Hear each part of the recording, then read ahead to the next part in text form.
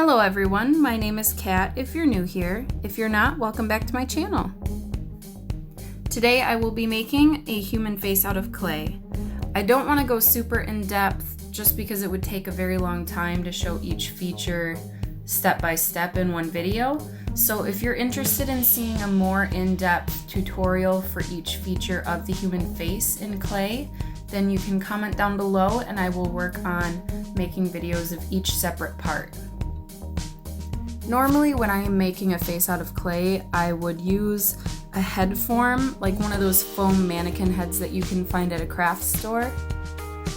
But I wanted to make this video so that anyone starting out with new clay tools and everything, they can buy a cheap set of clay tools and still be able to make this. And I'm just trying to show that you can make it without all the special tools.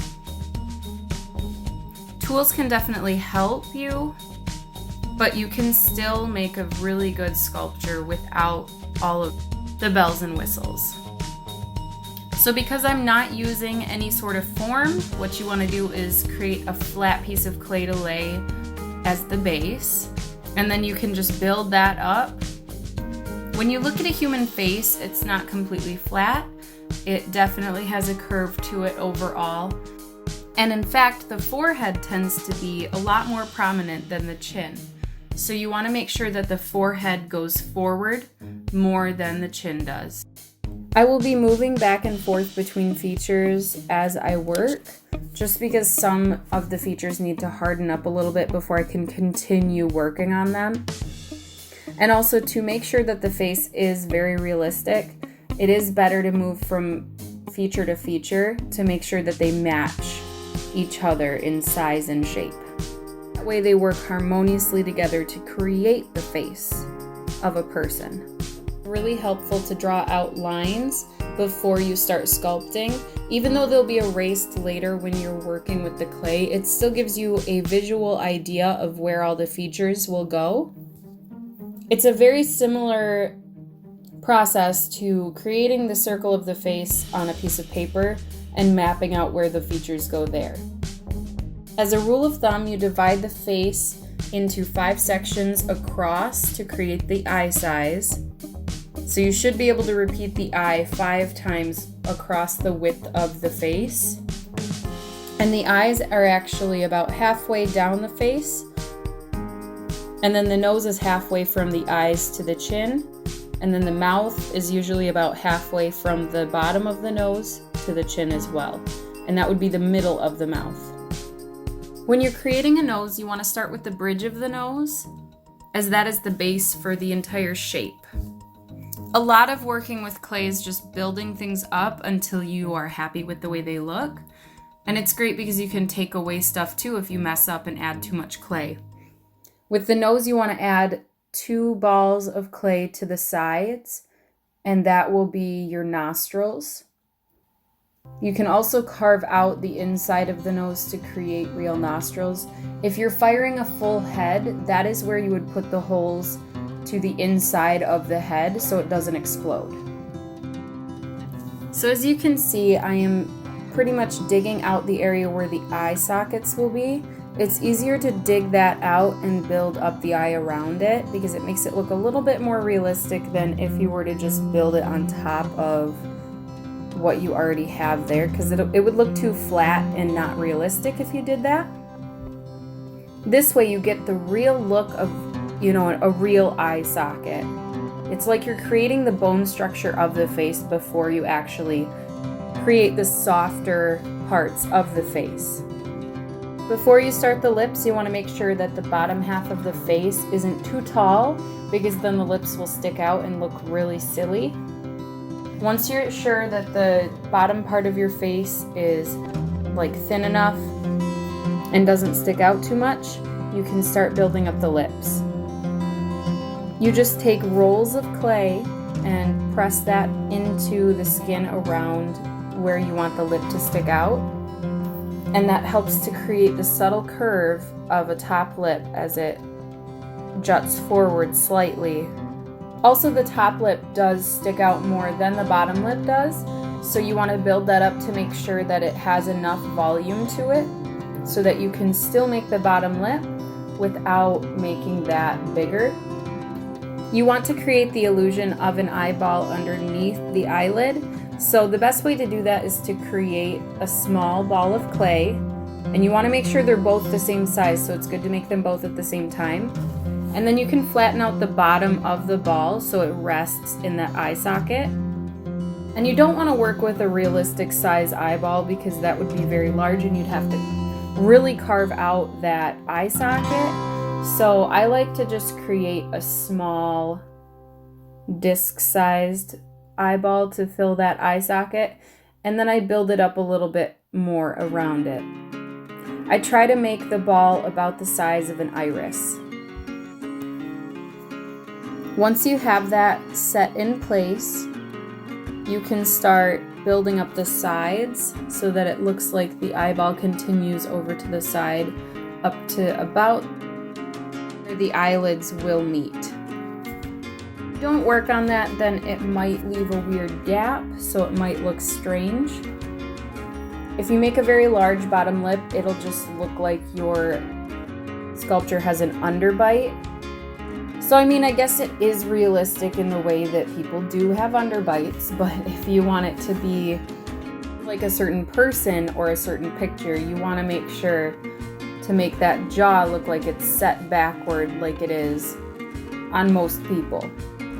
To make the eyelids over top of the eyeball, you just need to take a small piece of clay and flatten that out, create a curve on the bottom part, and the top part is just going to usually mark the top of the eyelid. So if someone has a smaller eyelid, then you can always create a smaller piece of clay. Here I am making someone with a very large eyelid, very prominent. So my piece of clay goes up a little higher. Then you just want to blend the eyelid into the rest of the clay so that it stays. The bottom eyelid is very similar, it just needs to be a lot smaller since the bottom lids tend to be smaller on most people.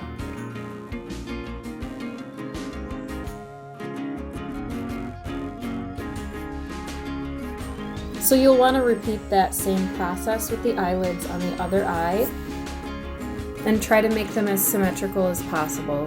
But remember, no person has a perfectly symmetrical face, so it's okay if they're not exactly perfect.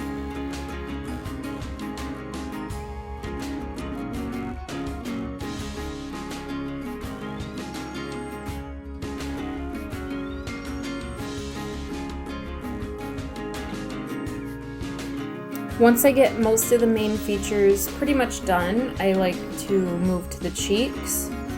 I tend to leave that for last because it'll get in the way of like the nose as you work on the details around the nostrils and everything.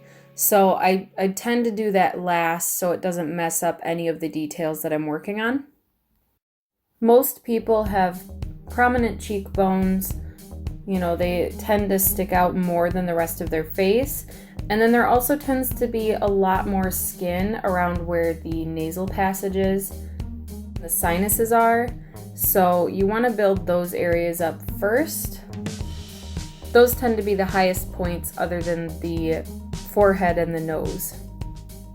You also want to build up the cheek around where the smile would push the cheek backwards a little bit. If you don't, then it'll make the smile look very flat. When a person smiles, the muscles tend to push up in one specific spot.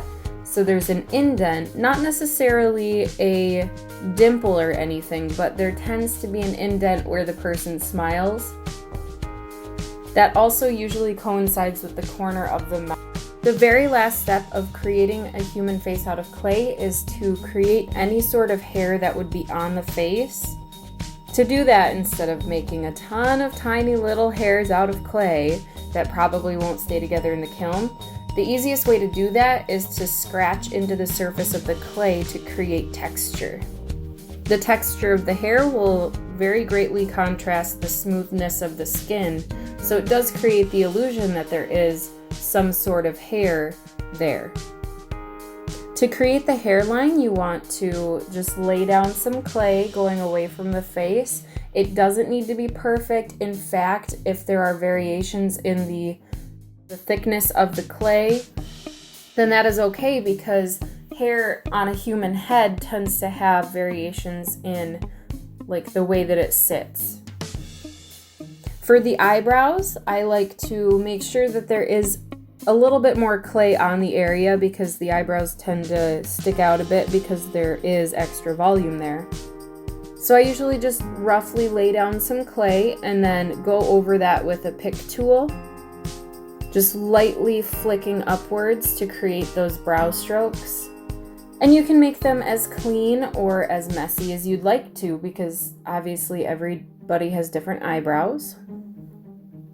Then when you get back to the hairline, you want to drag the pick toward the face instead of away from the face. That creates a finer line toward the actual hairline, which is very accurate to the way hair is. It tends to be thinner, or at least appear thinner near the scalp, and then it tends to appear like there's more of it the further away from the scalp you get. I just like to fill in the full area of the hair with the lines, just so it appears to be a full head of hair. Now, you don't need to do the eyelashes, but I did, just because I ended up gouging out where the iris would be. So I thought it looked a little bit strange, to say the least, without eyelashes. The eyes, before I took out the center and added the eyelashes, kind of reminded me of a Greek sculpture. You know, the blank stare of the marble. So I'm glad that I changed that.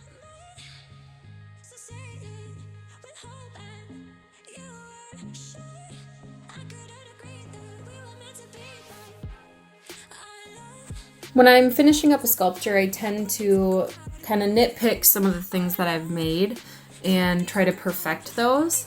But in the end, I end up saying I'm done no matter what. Even if I see something wrong with it, I need to be done with it.